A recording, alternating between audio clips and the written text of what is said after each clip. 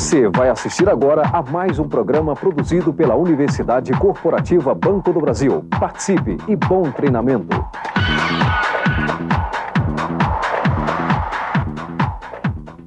Visite a sala do aluno deste treinamento no site da Universidade Corporativa Banco do Brasil para ter acesso ao conteúdo complementar e informações a respeito da VA, Verificação de Aprendizagem.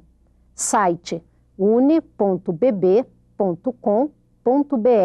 área restrita para funcionários, sala do aluno. Envie perguntas e comentários, participe e ajude a ampliar o conteúdo complementar deste treinamento.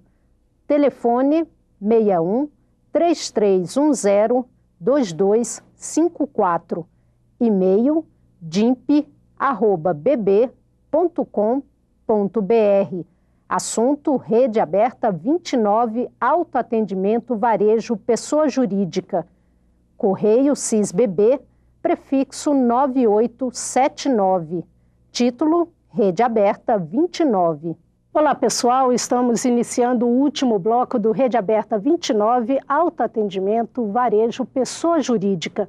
O Rede Aberta é resultado do esforço de todos nós, por isso tenha certeza de que sua participação é muito importante para a produção de cada programa. Participe enviando sua pergunta. A resposta será dada durante este último bloco ou enviada diretamente a você pela DIMP.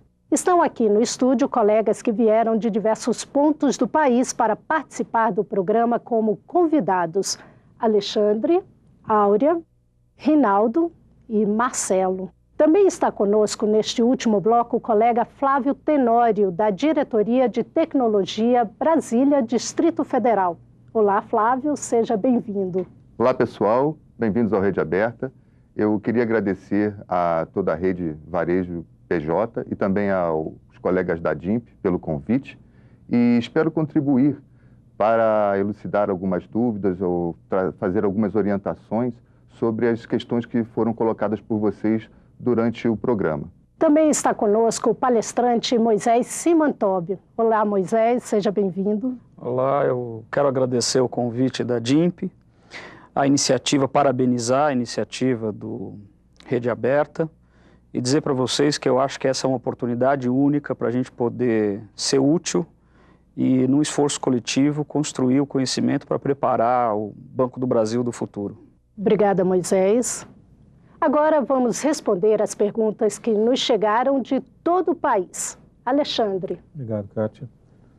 A primeira pergunta que nós vamos fazer é para o Flávio, e veio da Estela, de Gramado, Rio Grande do Sul. Flávio, a Estela pergunta qual a capacitação o pessoal do Helpdesk, do gerenciador financeiro, recebe para poder prestar o atendimento aos clientes. Olá, Estela, muito boa a sua pergunta. O perfil exigido no Helpdesk, pelo menos no primeiro nível, ele requer uma boa digitação, conhecimentos de microinformática, conhecimentos básicos de sistemas operacionais, Windows e Linux. A partir daí, através do desenvolvimento dele dentro da central, ele passa ao segundo nível. Isso é a parte de recrutamento. A parte de seleção ela é feita em 4 etapas. Ela tem uma prova prática, que tem 10 questões, cada uma valendo 1 ponto. Em seguida, temos uma entrevista telefônica, onde ela é avaliada na sua dicção, na sua audição e conferido algumas referências pessoais da pessoa. A partir daí, ela é chamada para uma dinâmica de grupo, onde é avaliada alguns aspectos comportamentais. Aí sim, ela é levada para uma entrevista individual com a supervisão da central, com a gerente lá. Após essa fase aprovada, ela entra na fase de treinamento. O treinamento ele dura 17 dias. Ele é feito nos carros-chefe, hoje que a gente tem em matéria de canais eletrônicos.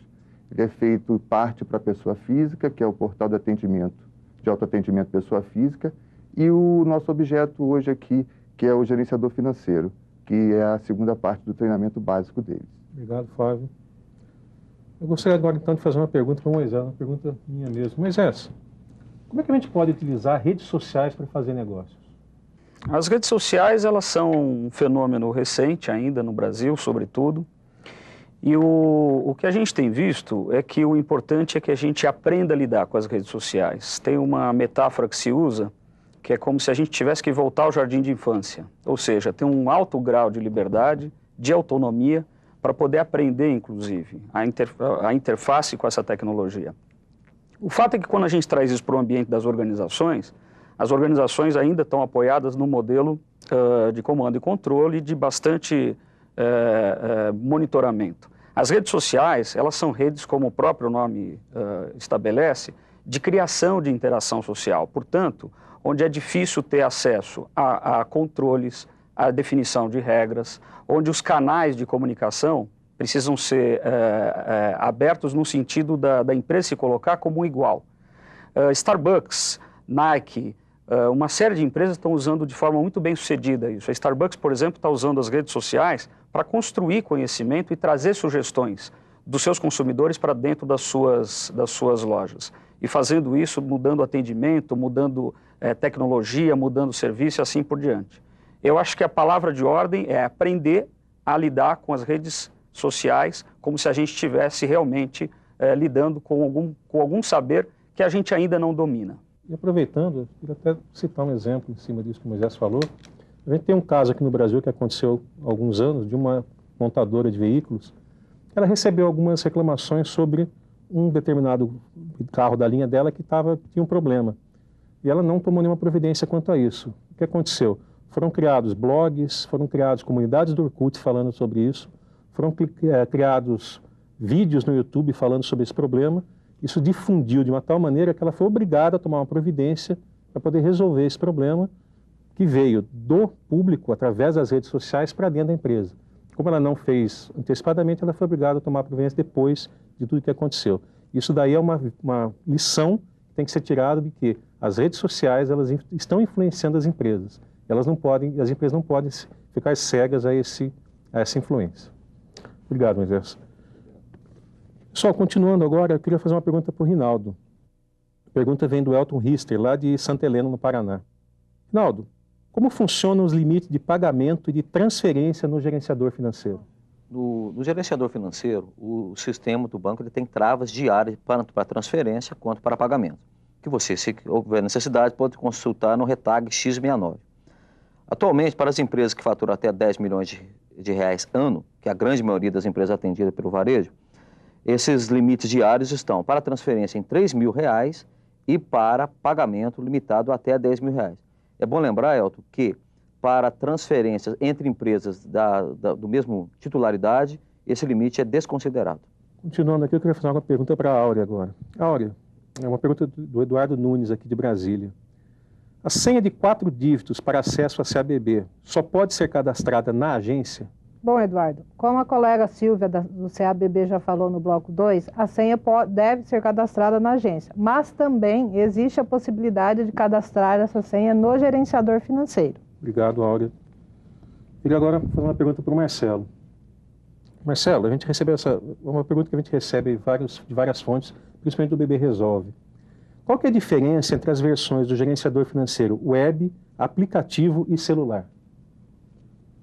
Bom, o gerenciador financeiro, a gente pode dizer que ele está disponível em 3 versões. Uma versão aplicativo, essa versão é uma versão que ela depende de instalação na máquina do cliente. Ou seja, é um aplicativo que a gente baixa da internet e faz a instalação. Ela tem por volta hoje de 400 transações disponíveis nesse ambiente, que elas vão desde uma consulta de um simples saldo até fechamento de câmbio online, transações específicas para, por exemplo, nicho de cooperativas ou também transações e elementos referentes à questão de transferência de arquivo. A versão web, ela é uma versão espelho da versão aplicativo. A gente pretende que durante o mês de dezembro a gente conclua a migração das transações disponíveis na versão aplicativo para a versão web. E a terceira versão, a versão disponível no celular, ela é disponível para celulares com tecnologia WAP 2. Essas transações dá algo em torno de 20 a 30 transações, que envolve aí as transações mais utilizadas pelos clientes, fonte saldo, extrato, transferência, uma transação muito utilizada pelas empresas, a questão de transações pendentes. Apesar dela ter menos transações, essas transações disponíveis, elas correspondem a 80% do que é transacionado dentro do canal gerenciador financeiro. Se me permite, no gerenciador, lá no suporte técnico ao gerenciador financeiro, nós atualmente já indicamos ao cliente a utilização do gerenciador financeiro web, visto que questão de gerenciador financeiro aplicativo, ele oferece mais problemas, causa um pouco de transtorno para o cliente. Então, só é realmente instalado o aplicativo se o cliente necessitar de alguma dessas transações que ainda não estão espelhadas ou se ele fizer muita questão mesmo, ele explicitar a sua necessidade. Obrigado, Marcelo. Obrigado, Flávio. A gente recebeu uma pergunta aqui agora sobre, a pergunta da Regina, da Super Varejo Governo de Minas Gerais, sobre se a TV digital poderá ser mais um canal de negócios entre os clientes e o Banco do Brasil. Regina, o modelo da TV digital brasileira já foi definido há alguns anos atrás, que é esse padrão japonês com alguma modificação brasileira. Então, esse padrão já está definido, já estão sendo feitas transmissões digitais no Brasil usando esse padrão. Para que o banco possa utilizar a TV digital como um canal de negócios, é preciso que haja alguma interação entre você, que está na frente da TV, e o programa que está rodando na TV. O problema que está acontecendo hoje no Brasil é que para que isso ocorra, tem que existir uma certa linguagem de programação para que faça essa interação. Isso não está definido no Brasil ainda. Existem algumas possibilidades, existem linguagens que estão sendo estudadas em várias universidades do Brasil para poder definir qual vai ser o padrão brasileiro dessa linguagem de interatividade. Quando for definido isso, as empresas, por exemplo, o banco e outras empresas, vão poder, então, definir as suas soluções, criar suas soluções que vão ser colocadas na TV digital e permitir a interatividade. Por exemplo, você vai poder estar assistindo uma novela e nessa novela uma certa personagem vai estar lendo um livro e você vai poder clicar em cima desse livro e saber que livro é, onde está a venda. Ou, no caso do banco, você pode estar assistindo um programa que tem um carro, você pode clicar em cima do carro, com um tipo do mouse que vai ter na TV digital, você pode clicar em cima do carro e saber quanto custa o carro, quem está vendendo e se o banco tem alguma linha de financiamento para aquele veículo. Então, tudo isso vai ser possível. O que a gente está aguardando realmente é que seja feito essa definição de qual vai ser esse padrão de interatividade.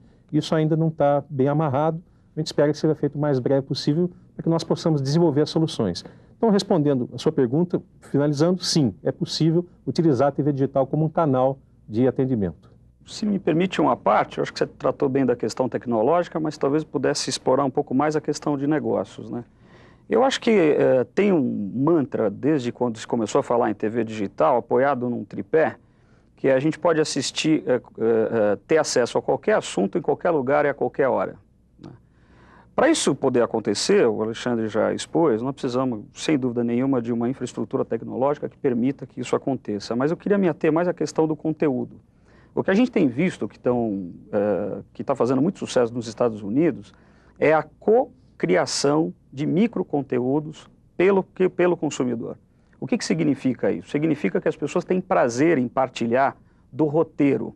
As pessoas têm prazer em co-construir conteúdos e, a partir da construção desses conteúdos, ter acesso, sobretudo, à audiência e ao resultado. A gente gosta de contar para as outras pessoas que o que a gente disse está sendo ouvido e está sendo replicado. Você veja, por exemplo, o caso hoje da TV que o UOL lançou, que a TV Terra lançou, e a participação do público sugerindo pautas e dando insights de matérias interessantes para eles poderem divulgar. Então, acho que só para fechar essa questão da TV digital, valeria a pena ressaltar o seguinte: ela é mais um veículo de comunicação que disputa a atenção das pessoas, junto com as redes sociais, junto com todos os outros, TV aberta, TV tradicional. Então, acho que a qualidade do conteúdo é que vai fazer diferença e aproveitar a qualidade desse conteúdo como o Lost nos Estados Unidos tem feito, criando um modelo de negócio fora da plataforma digital, jogando as pessoas, sobretudo, para co-construir conteúdo usando a plataforma, por exemplo, do celular. Obrigado, Moisés. Bom, vou fazer mais uma pergunta para o Flávio agora. Flávio, se o cliente tiver um problema com o gerenciador financeiro, como é que ele deve proceder em relação ao helpdesk? A melhor indicação que tem para um cliente que reporte problemas com o gerenciador financeiro é indicar ligar para o helpdesk. O gerente de conta, ele não é muito aconselhável que ele se incomode com esse tipo de problemas. Se o helpdesk avaliar que é ligado, o problema que o cliente tem é ligado a poderes, outras coisas que são necessidades e procedimentos de agência, ele indicará a ida do cliente à agência. Eu queria dar uma noção do volume de atendimento lá no helpdesk, principalmente a parte de gerenciador financeiro. Hoje a central atende 380 mil chamados. Desses 380 mil, cerca de 380, 390, 50%, quase 200 mil, são relativos a problemas ligados ao gerenciador financeiro. É o nosso maior equipe, é o carro-chefe hoje de suporte e também de transação eletrônica, de autoatendimento de pessoa jurídica. Desse bojo de 200 mil chamadas atendidas, 92% são solucionadas no primeiro nível de atendimento, 6,5% no segundo nível e 0,5% é que passam para as equipes do banco e são solucionadas no nosso terceiro nível. Então, eu achava importante que vocês tivessem essa noção e realmente indicassem a que o cliente procurasse o helpdesk. E, se for o caso, se ele não for bem atendido, usassem os fluxos de reclamação. Bom, só completando o que o Flávio acabou de nos expor aí, então, só para lembrar as agências, que é a importância. Então, se realmente o cliente tiver essa questão de um erro de acesso, aí sim ligar para o helpdesk. Mas nós também da agência não devemos esquecer que nós temos a nossa parte. E, por exemplo, um exemplo fácil da gente citar aqui é o cadastramento correto dos poderes para que os nossos clientes possam efetuar essas transações. Obrigado, Flávio. Obrigado, Áureo. Vou fazer uma pergunta para o Moisés agora, que veio do Rodrigo de Cascavel, da Geref Cascavel. Moisés, como estão divididas cronologicamente as gerações X, Y e Z? E o que podemos esperar para o mercado bancário dentro desse cenário? A pergunta complexa, muito boa também. Bom, acho que a primeira dúvida que se tem é as ciências sociais e os institutos de pesquisa, os escritórios de marketing têm oscilado aí nessas aproximações cronológicas de geração. Mas basicamente o consenso é de 46 a 64, de 1946 a 64, a chamada geração Baby Boomers, 65 a 79, tem gente que puxa mais para 80, 81, mas vamos me ater a 79, a chamada geração X, que é a minha geração. De 1980 a 1997, a geração Y, que seriam os futuros clientes, né, do Banco do Brasil, atuais já talvez, e alguns futuros, mas sobretudo a geração Z agora, que está sendo bastante estudada, que é essa geração que vem de 1998 para os dias atuais. A cronologia é mais ou menos essa, tem algumas variações, né, de mais anos, mas basicamente é isso. Mas acho que o mais importante do que ficar definindo esses períodos é entender que são realmente pessoas que estão vindo com biografias, com linhas de vida muito distintas.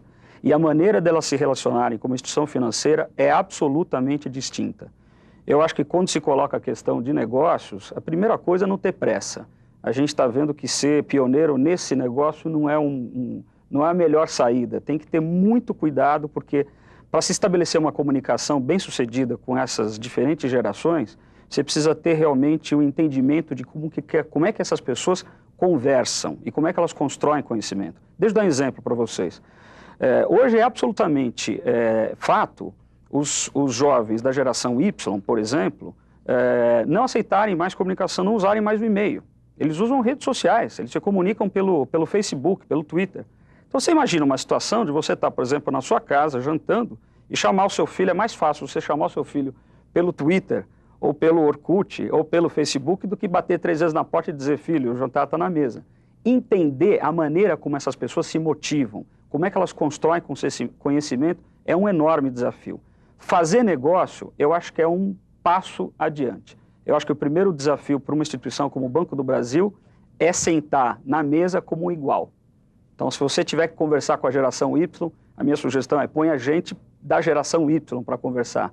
Existe um mantra da Microsoft que, se você usa o helpdesk e o atendente da Microsoft te dá 2 instruções, você não consegue reagir a elas, a terceira, ele é instruído a perguntar se tem uma criança em casa.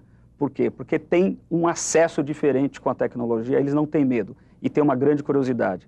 Eu acho que é ir sem pressa. Obrigado, Moisés. Nada. Vou fazer uma pergunta para o Rinaldo agora. Rinaldo, a pergunta vem do Elton, lá de Santa Helena.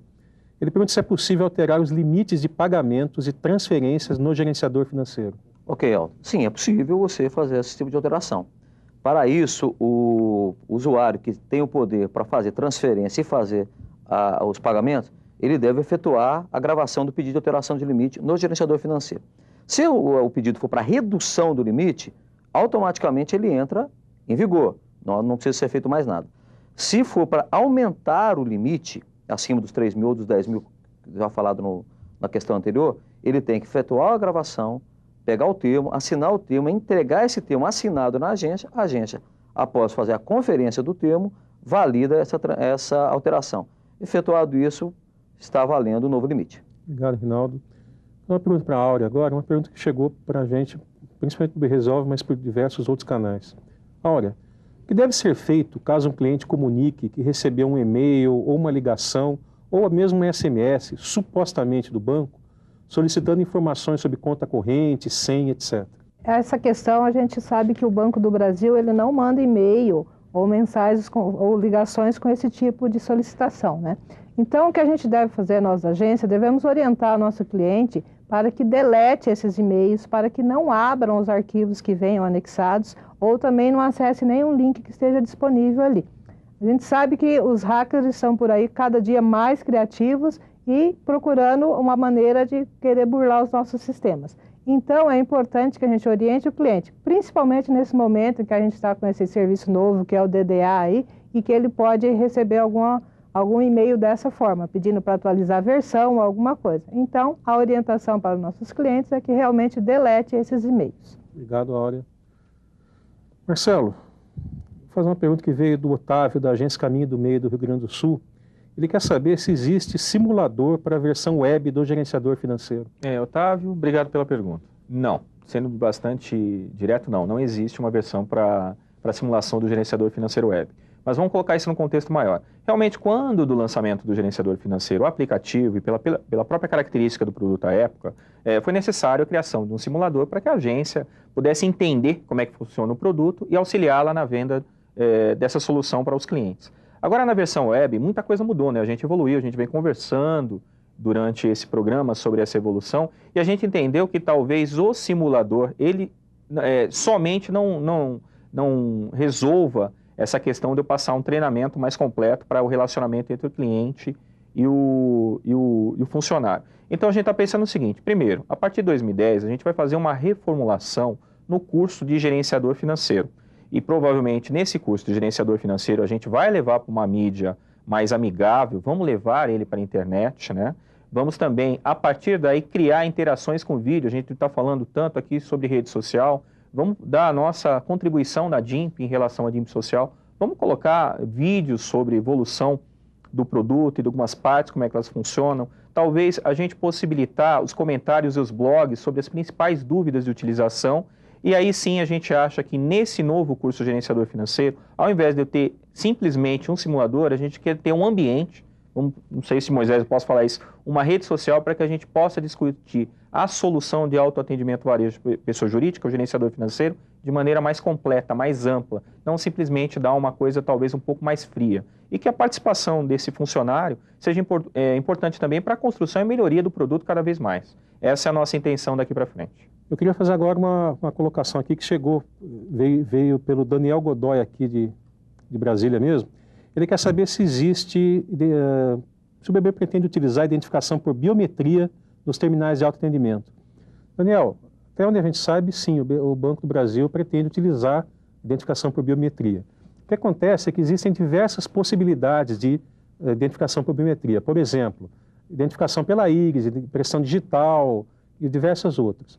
O que está acontecendo é que ainda não foi definido qual padrão que o banco vai utilizar, mas deve haver, sim, terminais com essa metodologia, com esse acesso via biometria. Não acredito que em todos os terminais, mas em alguns deles, sim. Então, é uma questão de tempo, mas vai haver, sim, terminais com identificação biométrica. Eu queria falar agora com o Flávio. Flávio, é possível agendar uma visita a um cliente que esteja com problemas no gerenciador financeiro? É possível sim. É uma boa pergunta, é importante que a rede esteja bem esclarecida nisso. Hoje existem duas maneiras de se realizar uma visita técnica. Um é num fluxo um fluxo técnico, que quando o problema do cliente já passou por um primeiro nível de suporte, já passou por um segundo nível de suporte, e não foi resolvido, e é identificado que há necessidade de uma visita técnica. Então, a própria ocorrência, ela é encaminhada para as equipes de suporte das CSOs, das CSLs, nas pontas, e elas mandam os visitadores ao cliente. Esse é um fluxo que a gente chama fluxo técnico. O outro fluxo é o fluxo de priorização, o fluxo negocial, onde o cliente, no caso a agência, né, faria uma comunicação via SysBB à sua superintendência e balizando, informando do porquê dessa necessidade de uma visita negocial e técnica ao mesmo tempo. Então, isso aí é submetido aqui à DIMP, que autoriza a visita e o visitador é enviado lá pelas CSOs. Eu queria fazer uma pergunta para o Moisés.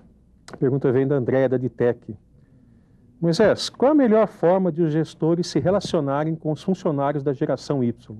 É um desafio, sem dúvida nenhuma, André. Eu acho que o desafio maior é imaginar que é como se estivesse nascendo a construção de uma amizade, né? Então, primeiro, sem estratégias pré-determinadas. É preciso jogar fora tudo o que a gente imagina que a gente sabe sobre essa geração. Acho que o segundo momento é entender um pouquinho o que está correndo já na internet. O Dan Tapscott escreveu um livro muito interessante chamado Economics, e ele fala muito de que o primeiro momento é ouvir. Não temos que falar ainda com essa geração, nós precisamos ouvir essa geração. A gente tem muito pouca escuta para essa geração, então nós precisamos ouvir. Se a gente passa pela fase da escuta, a gente começa a entender um pouquinho o sentimento geral da conversa, o intuito, como é que essas pessoas usam vocabulário, signos, significados, e aí a gente passa para um segundo momento que seria falar, se comunicar com essas pessoas. Colocar seu ponto de vista de uma maneira honesta, aberta e etc. Como estava dizendo o colega aqui, as redes sociais, elas permitem que a gente comece do zero esses relacionamentos novos. Terceiro seria realmente criar uma interação contínua. O grande problema é que a gente vê algumas pessoas, sobretudo da minha geração, geração X, muito impacientes, né? Porque caiu o sistema, tá lento. Esse é o mundo que a gente está vivendo. A gente tem que ter uma certa paciência com essa tecnologia. E no terceiro momento, compartilhar. É um ambiente eles têm uma expectativa de que a gente entre para doar e não só para tirar, né? Então a expectativa é uma expectativa de troca.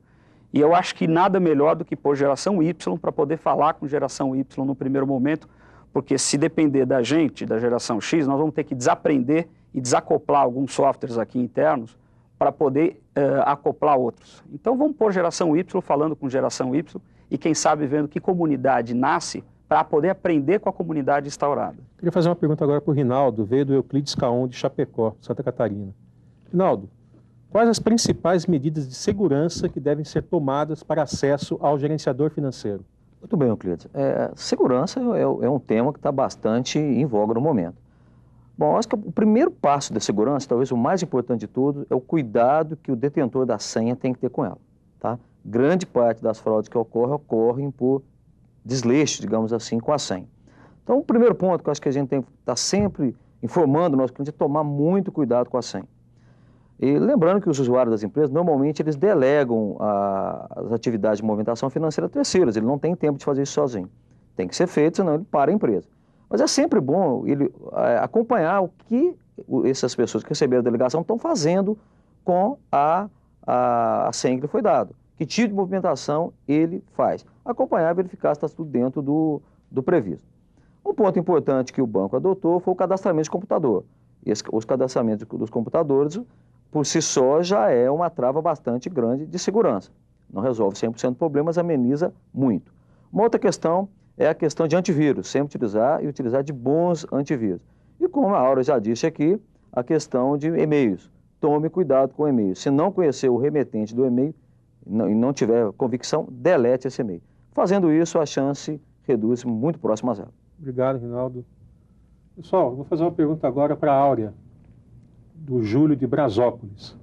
Áurea, é possível abrir conta corrente para clientes pessoa jurídica exclusivamente pela internet? Bom, Júlio, neste momento a gente ainda não tem essa possibilidade. O cliente interessado em pessoa jurídica, né, interessado em abrir uma conta na internet, ele deve fazer um pré-cadastramento.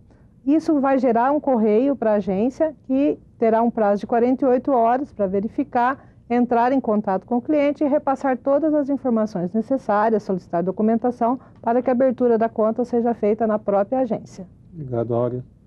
Eu vou fazer uma pergunta para o Marcelo. Essa pergunta vem do Eduardo Hernandes, aqui de Brasília. Marcelo, todos os celulares podem acessar o gerenciador financeiro? Que transações estão disponíveis?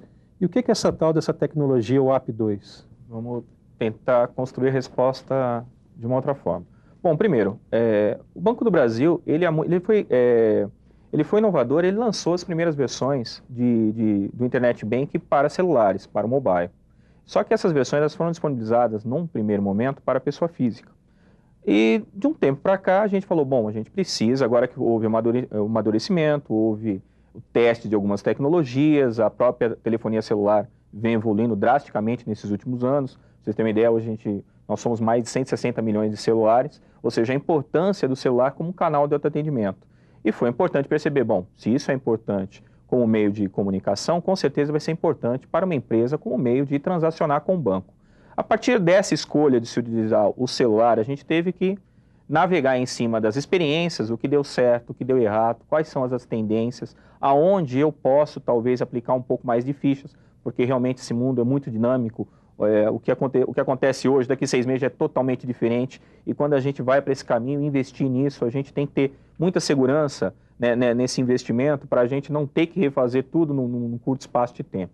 Nessa linha, e analisando todas as tecnologias, todos os modelos, o nosso público-alvo para a utilização do canal do gerenciador financeiro pelo celular, que vai de 0 a 10, 15 milhões em faturamento, a nossa concentração de clientes em micro e pequenas empresas, a gente adotou a utilização de uma tecnologia, de um protocolo chamado App2, que nada mais é um protocolo desenvolvido para dispositivos móveis, ou seja, ele faz mais ou menos aquela função que faz o HTTP na internet, ou seja, desenvolver um protocolo para a internet falar com o celular, né, por ali passa, por aquele canal passa as informações.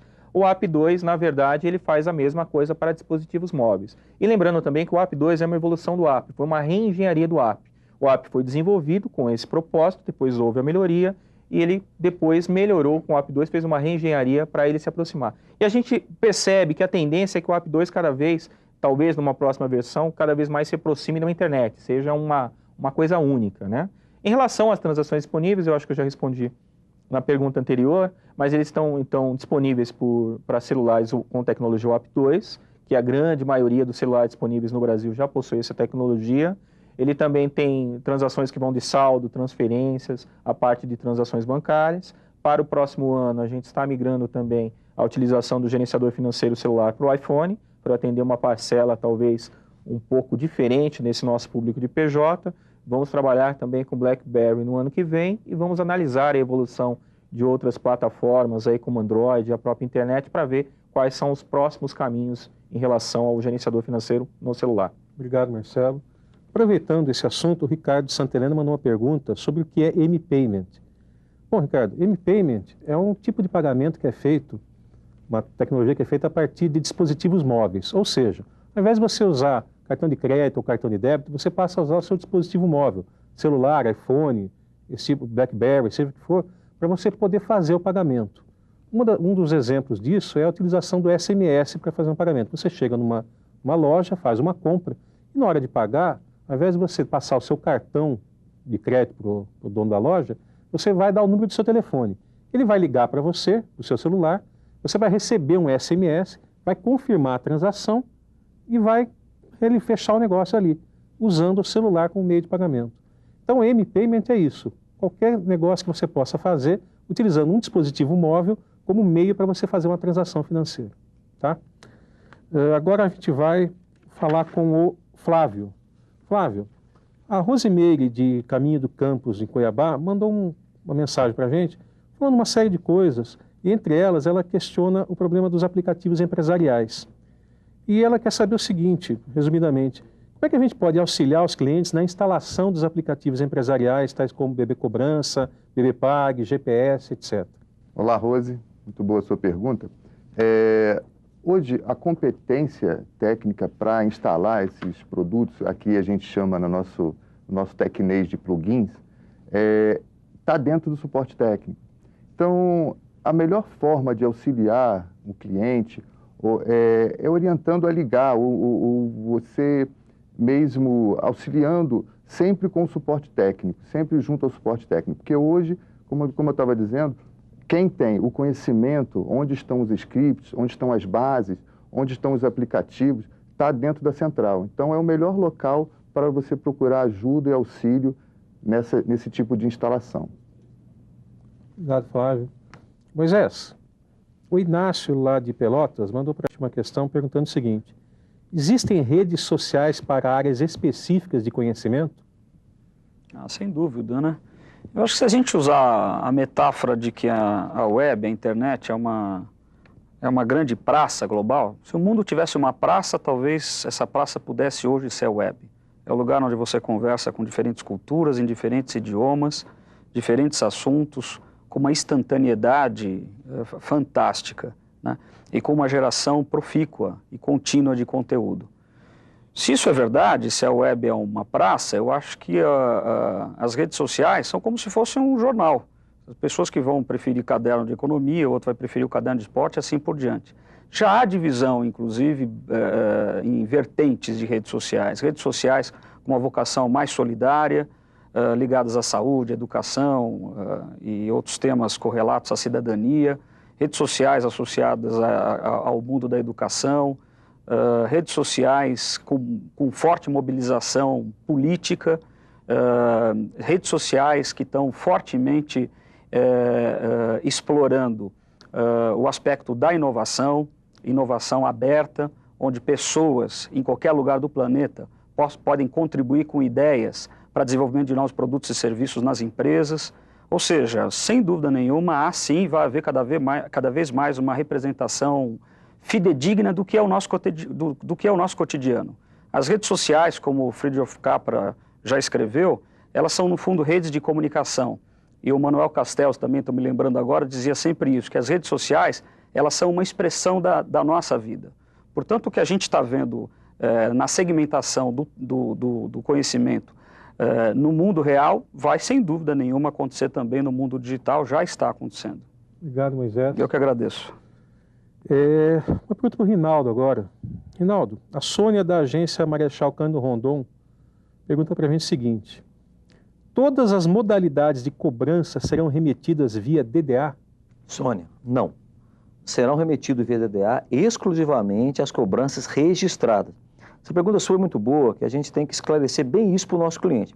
A questão é a seguinte: são via DDA, repetindo, só boletos colocados em carteira registrada. O que pode acontecer e vai acontecer é que os boletos que não são registrados chegarão para os clientes no modo tradicional, seja via correios ou seja entregue pelo próprio vendedor. O que tem que tomar muito cuidado, que às vezes o cliente pensa que ao fazer adesão à DDA ele está fazendo adesão a toda a cobrança, o que não é verdade, só vale para os registrados, ele chegar aquele boleto e ele simplesmente desqualificá-lo, jogá-lo fora, rasgá-lo sem efetuar o pagamento, o que pode causar transtorno, protesto, suspensão de alguns serviços e por aí vai. Então a gente é bom esclarecer para o cliente o seguinte: boleto chegou manualmente na sua mão, confira dentro do DDA se ele está lá cadastrado, uma vez que você já confirmou a legitimidade dele.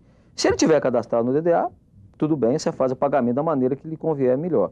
Se ele não tiver cadastrado no DDA, você vai pagá-lo como sempre fez. Só tomar muito cuidado para que, ao não fazer a conferência, você pagar 2 vezes o mesmo boleto. Ou seja, pagá-lo no DDA e pagá-lo manualmente. Aí teria sido efetuado um pagamento em duplicidade. Então, repetindo, lembre o cliente que nem todos os boletos de cobrança estarão registrados no DDA, apenas aqueles que forem em cobrança com registro. Obrigado, Rinaldo. Áurea, uma pergunta aqui do Eduardo de Brasília. Quais informações são disponibilizadas aos clientes PJ no SMS? Bom, Eduardo, o que é disponibilizado hoje através do SMS são as informações de transações bancárias, pagamentos efetuados, transferências online, emissão de DOCs, de TED, operações com cartão de crédito. Então, tudo isso você vai receber. E também as informações sobre os títulos a pagar que estão no DDA. Então, são essas informações básicas a princípio, né? Além de outras que você pode consultar também, que você vai receber através do SMS. Marcelo, o Ítalo Sena de Souza, Paraíba, ele pergunta o seguinte: além do gerenciador financeiro que está sendo migrado para a web, Outros aplicativos empresariais também serão migrados para a web? Bom, Ítalo, muito importante sua pergunta. Durante o ano desde 2009, a gente está fazendo uma completa reformulação sobre todos os aplicativos empresariais que estão disponíveis para o banco, que na verdade eles são, como o próprio colega Flávio disse aqui, eles são plugins, né? Eles funcionam em conjunto com o gerenciador financeiro. E servem para inúmeras tarefas aí de automação de volumes de transferências em lote, como pagamentos, tributos, recebimentos, cobrança, né?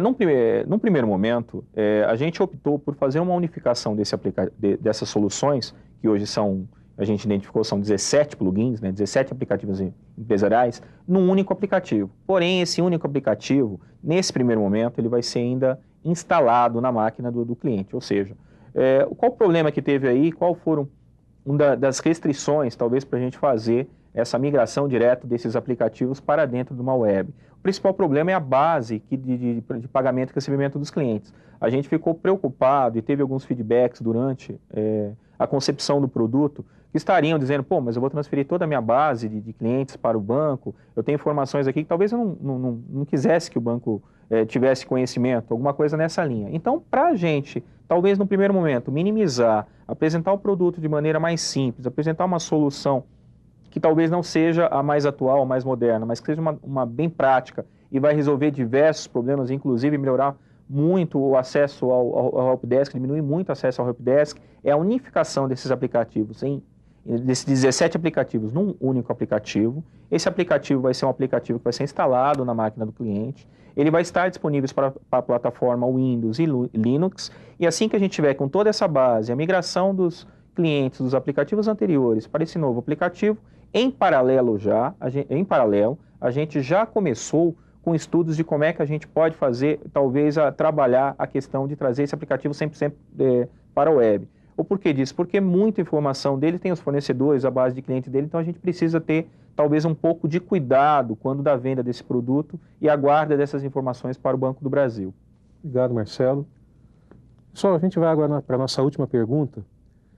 Veio, na verdade, de diversos colegas do Brasil aqui todo, que eles querem saber, afinal de contas, a gente falou de geração X, geração Y, geração Z, falamos de web, de redes sociais. Afinal, o que isso tem a ver com autoatendimento, varejo, pessoa jurídica? Pessoal, depois de tudo que nós passamos aqui durante esses 3 blocos conversando, acho que a ideia principal foi essa.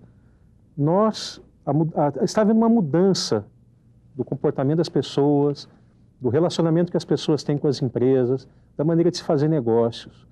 E para a gente isso vai ter um impacto muito grande. Nós aqui, rede, direção geral, nós vamos ter que aprender a falar com essas pessoas. O Moisés falou diversas vezes que a geração Y é uma geração diferente, que a maneira com que nós conversamos com ela tem que ser diferente. Isso daí vai impactar diretamente o atendimento que a gente faz, na agência ou pelos canais alternativos. Que a gente já conversou aqui antes, né, que a gente não deve chamar mais de canais alternativos. O canal principal tem que ser os de autoatendimento, os canais principais têm que ser os de autoatendimento. A agência é que tem que passar a ser o canal alternativo. Porque esse pessoal está acostumado com internet, está acostumado com celular, está acostumado com coisas dinâmicas. Ele não quer ficar na fila do banco para poder fazer um pagamento. O pagamento que ele vai fazer é ali no celular dele, na internet. Então nós precisamos levar esse pessoal para o autoatendimento. E mesmo que a gente não tenha dificuldade disso, eles vão forçar a gente a fazer isso. Então, a nossa ideia com esse treinamento foi passar para vocês, difundir para vocês que está havendo uma mudança, que o mundo está mudando e que nós precisamos nos adaptar a isso, com o risco da gente ficar para trás. Nós não podemos correr esse risco. Então, colega, preste atenção que o mundo está mudando e passe essa ideia, leve para o seu cliente que ele deve usar os canais de autoatendimento, porque isso é uma tendência irreversível. E nós esperamos que a gente tenha passado para vocês um pouco desses conceitos todos. Redes sociais, gerações diferentes, o autoatendimento, e que tudo isso possa ajudá-lo no seu trabalho e que possa ajudá-lo a se comunicar melhor com o seu cliente. E estamos chegando ao fim do Rede Aberta 29, autoatendimento, varejo, pessoa jurídica. Se sua pergunta não foi respondida durante o programa, não se preocupe. A DIMP enviará a resposta diretamente para você. A sua pergunta é importante porque ajuda a construir o conteúdo complementar desenvolvido pela DIMP e pela FEPESE, fundação vinculada à Universidade Federal de Santa Catarina e que é nossa parceira na produção do Rede Aberta. O conteúdo complementar fica disponível na sala do aluno deste curso, no site da Universidade Corporativa. Lá você também dispõe de todas as informações a respeito da verificação de aprendizagem. A Biblioteca da GEPES Regional Brasília dispõe de cópias do Rede Aberta em DVD e livreto com a transcrição integral do programa. Se você quiser obter uma cópia dessas mídias por empréstimo, faça seu pedido no aplicativo BIB, no SISBB. É o mesmo procedimento utilizado para pedir livros. Agora vamos ouvir as considerações finais de nossos convidados. Áurea. Bom, pessoal, mais uma vez eu gostaria de agradecer o convite que a DIMP fez para estar participando aqui. Agradecer também aos colegas que nos auxiliaram a fazer esse programa através das perguntas que nos enviaram e dizer que aproveitem bem esse treinamento, revejam as reprises, solicite a cópia e com certeza vai auxiliar muito no desenvolvimento das agências. Marcelo. Colegas, obrigado pela participação. Colegas presentes aqui, muito obrigado por ter aceitado o convite da DIMP para esse treinamento. Talvez o Alexandre falou muito bem, eu queria também deixar um recado para os nossos colegas funcionários. Realmente a gente tem que ter na mente que a importância que o autoatendimento, o que ele pode auxiliar para a agência fazer negócio. À medida que você consegue transferir os seus clientes para o autoatendimento, consegue se livrar dessa parte operacional, dessa parte transacional, com certeza você vai sobrar mais tempo com o seu cliente para visitar, para escutá-lo um pouco mais, saber quais são as soluções mais importantes e a partir daí realizar ótimos negócios. Então a gente entende que realmente o autoatendimento, mais o entendimento do comportamento, como a sociedade está mudando de comportamento, ela é importantíssimo para você não só usar o autoatendimento, mas realizar negócios através dessa liberação de mão de obra. Muito obrigado.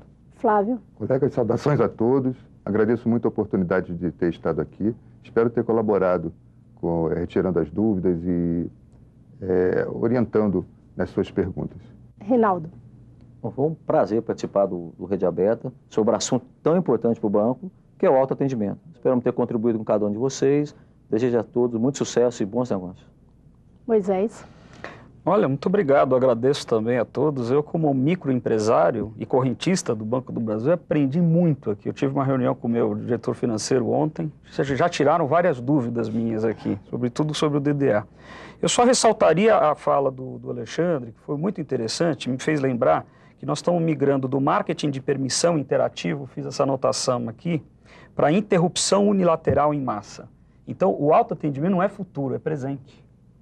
A gente sai de um modelo de produzir e vender para um modelo de avaliar o que o mercado está dizendo, e por isso precisa ter tempo relacional e não transacional, para responder a essas demandas. Eu acho que a mudança é agora, e cada um de nós vamos ser chamados, sem dúvida nenhuma, para fazer parte ativamente desse processo. Muito obrigado, espero que essas informações sejam úteis para todos os colegas do banco. Obrigada. Alexandre. Colegas, obrigado pela participação de todos vocês. A DIMP fez um grande trabalho aqui, espero que vocês tenham gostado. Obrigado pela participação da Áurea, do Flávio, do Rinaldo, do Marcelo, do Moisés. E qualquer coisa que vocês tiverem dúvida, entre em contato com a gente, que nós estamos lá sempre à disposição para tirar suas dúvidas. Muito obrigado. Agradecemos a participação de vocês, colegas, convidados e do palestrante Moisés Simantobi, que estiveram aqui falando de autoatendimento, varejo, pessoa jurídica. Para mim, Kátia, foi um prazer participar deste treinamento. A Universidade Corporativa, a DIPES, a DIMP e a equipe de produção do programa agradecem a sua participação e convidam para o próximo Rede Aberta. Não perca!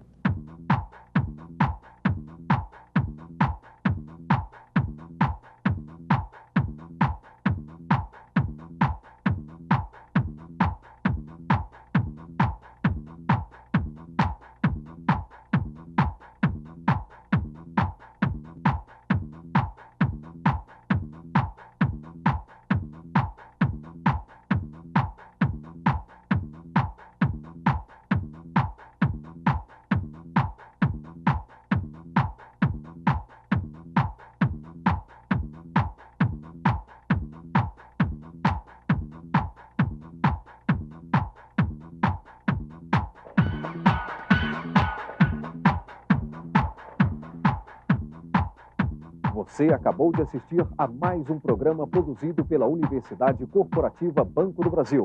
Agradecemos a sua participação.